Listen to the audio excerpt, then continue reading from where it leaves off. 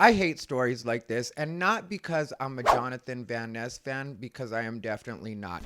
I would file him under transgender. What a title. Okay. Because he identifies as non-binary. But the reason I hate stories like this is because Jonathan Van Ness has been the grooming expert on Queer Eye since 2018. It is now 2024. And we just found out he's toxic. I thought this was gonna be juicy. Why don't you just be honest and say that he finally yelled at the wrong person? And that's why we're all finding out about it.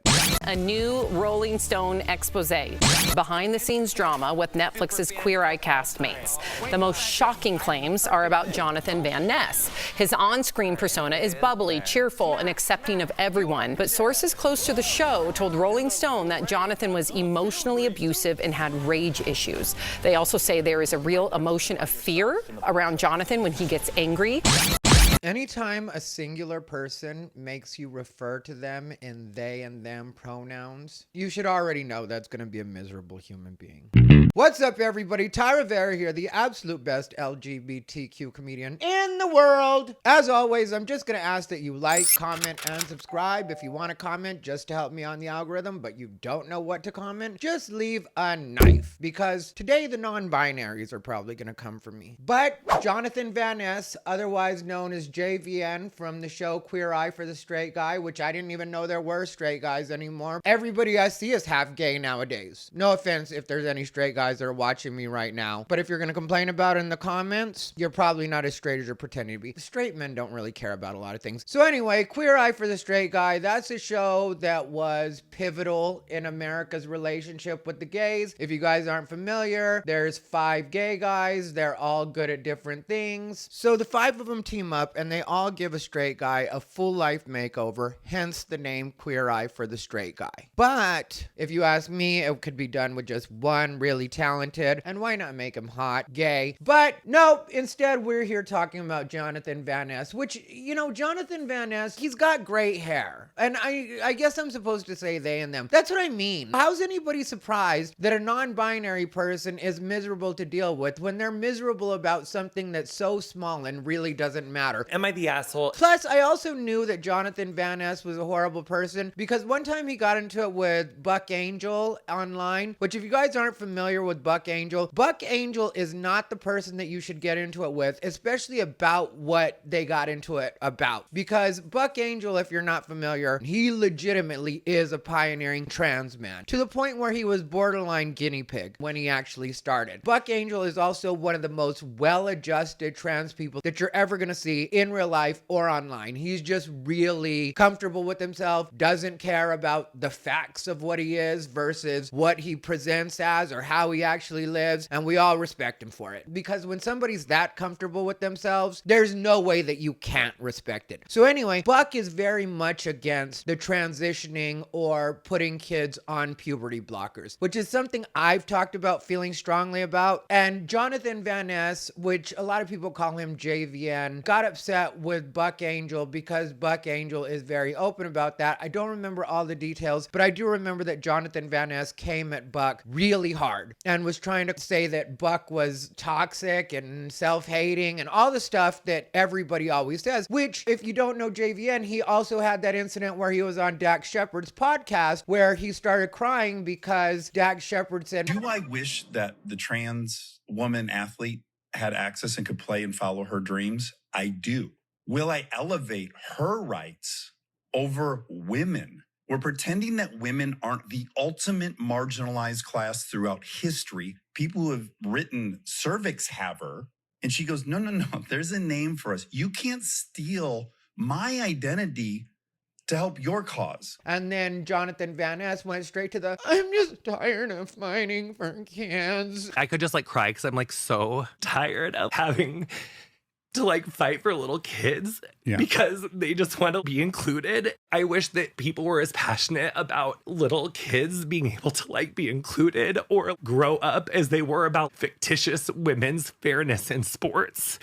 And it's if you have to start crying at any point during a very basic conversation where people are being that nice to you and they're really not coming at you sideways at all or calling you names or anything like that, you're a grown they and them them, whatever you consider yourself, a grown, somewhere in between. Whatever we're saying, we're saying. I'm not trying to argue with anybody about the small stuff. I'm just trying to say, if you start crying in that kind of situation as an adult of any gender or non-specified gender, I think you're a manipulative person.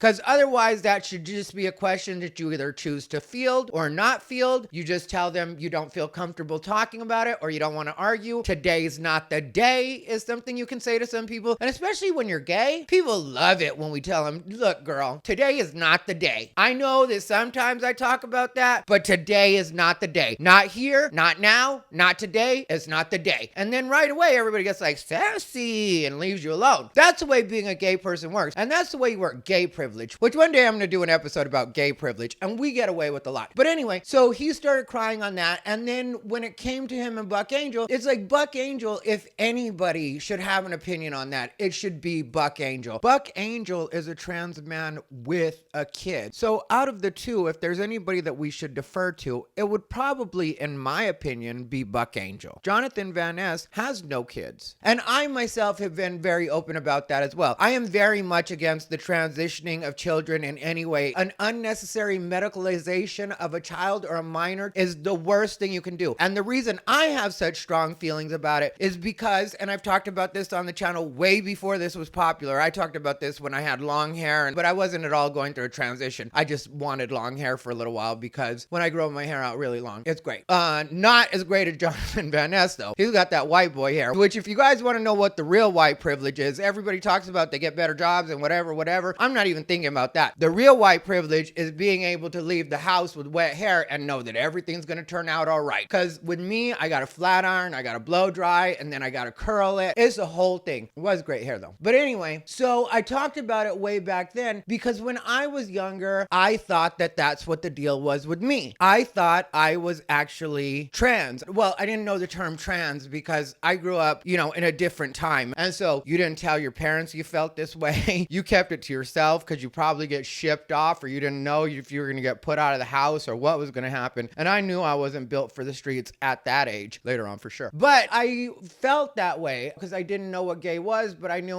was different from the other kids. And I knew that I was liking boys and not girls. And that wasn't supposed to be the way that things were supposed to work. And my sister had told me that when I was young. She was like, if you don't like girls, then you must be a girl. And so I spent a lot of years, and I do mean a lot of years, thinking I was meant to be a girl. And thank God that I couldn't tell my parents, and thank God that even if I had told them, they wouldn't have done anything about it anyway, because if that had happened, I might not be the woman that you see sitting before you. Just kidding. I joke a lot of times about being a woman, but for anybody that wants to know, I am a gay man born male. And I do have to clarify, because every once in a while in the comments, somebody will be like, you look great for a trans man. I would have never known you were a woman. And like I said, I don't have any feelings about that, but I do always feel somewhat like a fraud when people say that, because I'm like, should I say thanks or should I correct them? So anyway, this isn't about me, but I can make anything about me. But the thing is, with JVN, the way he went at it with Buck was so unnecessarily, I have to be right about this. And I never trust people when they have to be right about things like that. Keep in mind, there was a crying thing, which I don't trust that. And then there's they have to be right about that kind of situation when they don't have any children. And especially when you consider when he was on Dax Shepard's podcast, he was really like, I just am tired of fighting for kids. And it's like, well, then why are you fighting for kids anyway? Like, if you just want to say that we should accept kids the way they are, that's 100% something I can agree with. But how dare you say that a kid should be able to commit to being any gender at all when you haven't even sorted out your gender? And if your gender really is non-binary, meaning you don't identify as male or female, you don't actually feel like you are male or female, why would you think that a kid should be able to decide one way or the other before their brain is even fully developed? At what point did you figure out that you were non-binary? Now, what if you had made a decision that was something that would trap you in the binary? Don't you think that that's a lot to put on a kid? But to get back to the story, he made his whole brand on the show. Well, they made their whole brand Brandt. See what I mean? Just miserable. There's no reason for a person to be this miserable. He's making a mockery of the whole non-binary situation, which really, the non-binary situation is already a mockery. But anyway, here's the deal. It recently got leaked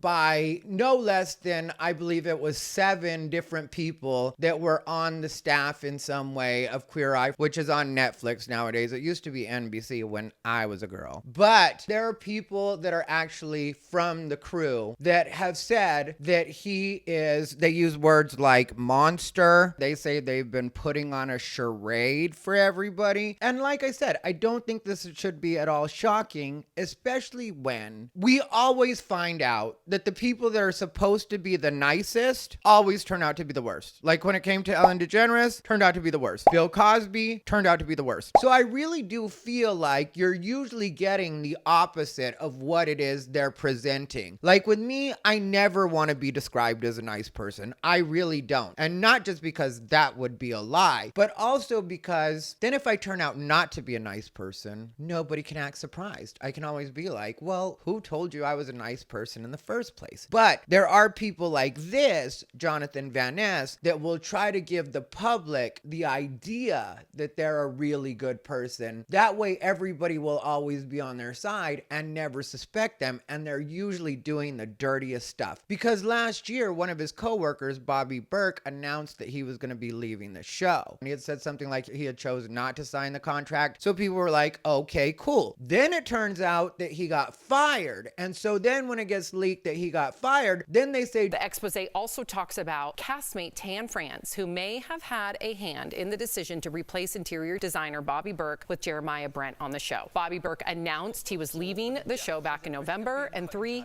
unnamed sources told Rolling Stone that, quote, Tan France campaigned to replace Burke. See, because there was a rumor started that this guy had gotten their friend in and gotten that guy Bobby Burke fired. Like, that's what they say happened. But I'll play a statement right here and I'll tell you what struck me about his statement. Good morning. Yes, I've heard what's going on, and I just want to address one point real quick. My former colleague getting fired had nothing to do with me trying to get my friend hired. Netflix and the production companies did a full-on casting. I didn't put my friend up for the job. They ended up getting it because they were the best person for the job. Am I so happy that they have the job? I really am. I think they're going to be incredible on the show. But I didn't get them hired by getting rid of somebody else. And this all started because of a comment on a gossip blog that just got reposted, and then it's almost become gospel. So from the horse's mouth, I'm telling you that that's not at all how it went down. And that's all I'll say on the matter. You need to dig deeper. If you still don't believe it, so believe me, so be it, but that's it. So this guy refutes the fact that he got him put into that job. But if you notice, at no point does he even kind of slip in. By the way, Jonathan Van Ness isn't a bitch. This person sounds like a dumb piece of shit. You know what I mean? Like, you would think after that whole statement that he gave, even if he just said it real quick or said something like, I don't even know what they're talking about. Because according to reports, he is a nightmare behind the scenes. He always has to have an outburst of some sort. He yells at people regularly. These are all things that are being alleged in the stories that are coming out about Jonathan Van Ness. And it's not a surprise to me even a little bit, because you have the nice person thing, like I said about the nice person reputation. Then you have the non-binary thing. Then you have the always has to be right thing. And then you add in the fact that they're also an activist thing. So all of those things right there added together equal a horrible person. And if you don't know that, I'm glad I taught you something today. Anyway, leave me a comment. I appreciate you guys. If you're feeling generous, you can super thanks me. It's Sunday. That means I was working all of Saturday night putting this out for you. So if you want to super thanks me, super thanks me. If you want to join my Patreon, that's something I'm really going to start working on, because I want to see how fast I can get 1,000 paid subscribers on my Patreon. The minimum that you can buy in for is $5, and I'm going to start putting a lot of stuff that will be Patreon exclusive. Also, if you hate when I have to beat myself myself here so that I don't get flagged for cursing. The unedited will also be on the Patreon. It's going to be a great experience. But if you just want to watch and not do Patreon, not do super thanks, don't feel bad about that either. I really appreciate you guys. There's a billion things that you guys can watch on the internet, and you choose to watch me every once in a while, and I owe you a big thank you. So have a good Sunday. I won't always be this sappy, but it's the Lord's Day. Can you guys just accept that it's the Lord's Day and that I'm in a good mood? And no, you're not an asshole. Sheesh. See you on the next one. Okay.